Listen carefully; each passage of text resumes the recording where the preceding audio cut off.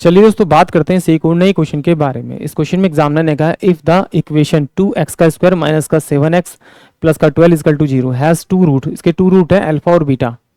जैसे कोई इक्वेशन तोड़ते हैं ना, x की दो वैल्यू आती है, ऐसे ही इस तरह से यही होता है कि अल्फा और बीटा दो रूट्स होते हैं, दो वैल्यू होती है।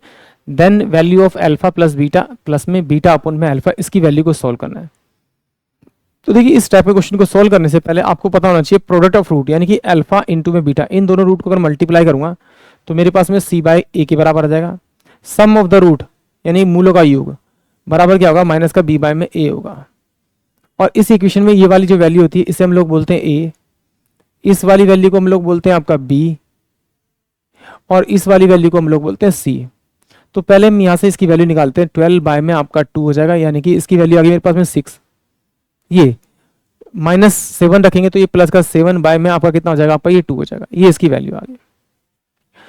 अब क्या करेंगे, इसको इससे क्रॉस मल्टीप्लाई करेंगे तो ये मेरे पास अल्फा स्क्वायर प्लस में आपका ये बीटा का स्क्वायर हो जाएगा, अपोन में अल्फा इंटू में बीटा हो जाएगा बराबर में।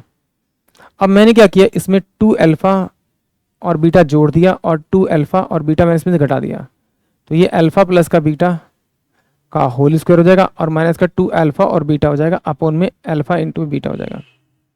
अब ये करना क्यों पड़ा मुझे, क्योंकि जैसे मैंने इसे सॉल्व किया तो मेरे पास में alpha square plus beta square की वैल्यू तो होती नहीं, बट इसकी तो वैल्यू मेरे पास है, यहाँ मैं रख दूंगा, बट इसकी वैल्यू मेरे पास नहीं होती। तो इसलिए मैंने क्या किया, इसे होल स्क्वायर बनाने के लिए 2 अल्फा बीटा जोड़ दिया और घटा दिया, तो ये मेरे पास वैल्यू। अब देखिए अल्फा प्लस बीटा की वैल्यू मेरे पास में 7/2, तो यहाँ पे रखूंगा 7/2, यानी कि सीधे डायरेक्ट लेते हैं 49 बाय में 4 माइनस का 2 इंटू में अल्फा इंटू में बीटा कितना हो जाएगा आपका 6 बाय में कितना हो जाएगा आपका 1, अपोन में कितना हो जाएगा 6। तो सॉल्यूशन लेंगे तो ये 49 माइनस का 6 दूनी 12 12 चौक 48 48 बाय में 4 बाय में 6, तो ये कितना हो जाएगा 1 बाय में 4 और इंटू में 1 बाय में 6, यानी कि 1 बाय में 24।